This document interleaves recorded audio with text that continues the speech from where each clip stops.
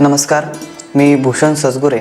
आज तुम्हाला जो 4 तारखेला 4 नोव्हेंबर रोजी सकाळी 11:57 जो शनी मार्गी झालेला आहे याबद्दल माहिती देणार आहे। गेले 4 महिने जो शनी आहे तो वक्री आहे आणि या वक्री स्वरूपामध्ये तर बऱ्याच जणांना, बऱ्याच राशीच्या व्यक्तींना त्रास झालेला आहे।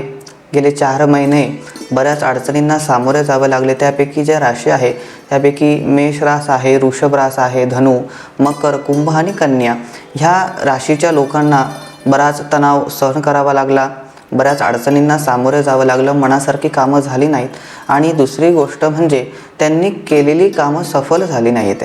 तर हे सर्व जे काही आहे ते शनी जो आहे तो वक्री झालेला होता, त्यामुळे हा सगळा परिणाम भोगायला लागलेला आहे, त्या ठिकाणी आपल्याला प्राप्त झालेला आहे। मात्र आता ह्या सर्व राशींची एक सुटका झालेली आहे।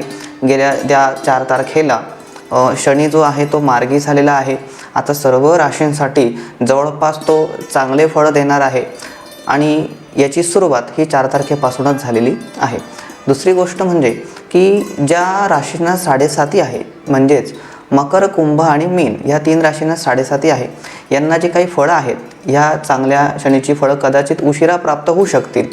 मात्र इतर सर्व राशींना त्याची फळं ही चांगली प्राप्त होणार आहेत आणि ज्या राशींना 7.5 आहे त्यांना उशिरा जरी फळं प्राप्त होणार असले, मात्र त्यांनी शनीची जर काही उपासना केली किंवा हनुमंताची जर काही उपासना केली तर त्याच्यामध्ये सुद्धा देखील त्यांना उत्तम फळ प्राप्त होऊ शकतं।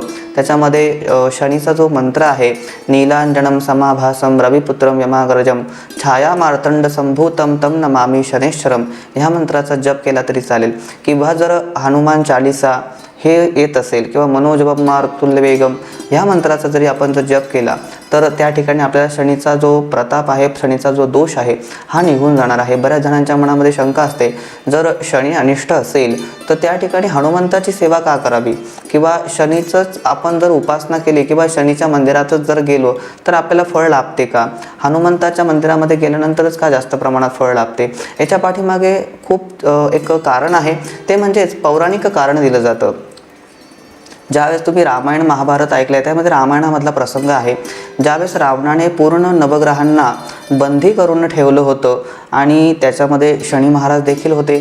शनी महाराजांनी या रावणाविषयी बंड पुकारलेलं होतं।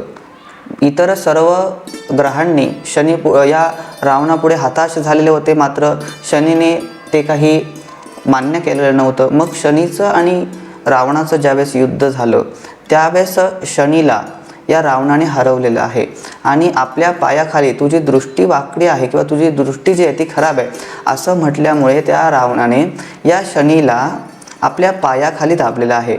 आणि ज्यावेळेस तुम्ही जर या रामायणामधला भाग बघितला असेल त्यावेळेस हनुमंत ज्यावेळेस लंकेत येतो आणि लंकेत आल्यानंतर रावणापुढे त्याला बंदी करून आणलं जातं, त्यावेळेस तो जो रावण आहे ज्या आसनावर बसलाय त्याच्या पायाखाली एक मनुष्याचं चित्र दिसतं, म्हणजे ते तोच शनी आहे जो पालथा पडलेला आहे, त्याच्या पाठीवर या रावणाने पाय ठेवलेला आहे।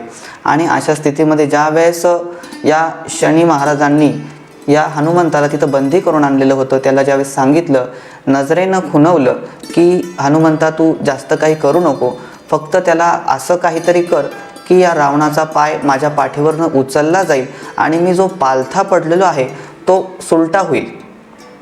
हे जेव्हा नजरेतनं हनुमंताला कळालं त्यावेळेस या हनुमंताने बऱ्याच काही युक्ती लढवल्या आणि रावणाला क्रोध, एक राग निर्माण होईल अशा पद्धतीने कार्य केलेलं आहे।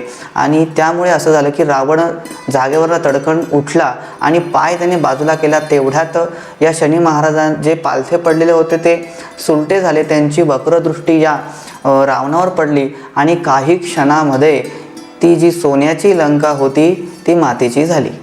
हा त्याच्या पाठीमागचं त्या ठिकाणी एक कथा सांगितली जाते आणि त्यामुळे शनी महाराजांनी या हनुमंताला सांगितलेलं आहे की माझी कोणी उपासना नाही केली तरी चालेल, पण ज्यावेळेस माझी दृष्टी किंवा माझं भ्रमण एखाद्या राशीमध्ये किंवा एखाद्या व्यक्तीवर असेल त्यावेळेस जर हनुमंताची सेवा केली, जर तुझी सेवा केली तर मी त्याला जास्त त्रास देणार नाही, असं वचन शनिदेवाचं आहे. म्हणून सांगितलं जातं की ज्याला शनीची 7.5 आहे किंवा शनीची महादशा आहे, शनी वक्री आहे, शनी दोष आहे, अशा परिस्थितीमध्ये हनुमंताची उपासना करणे हे तितकंच महत्त्वाचं असेल.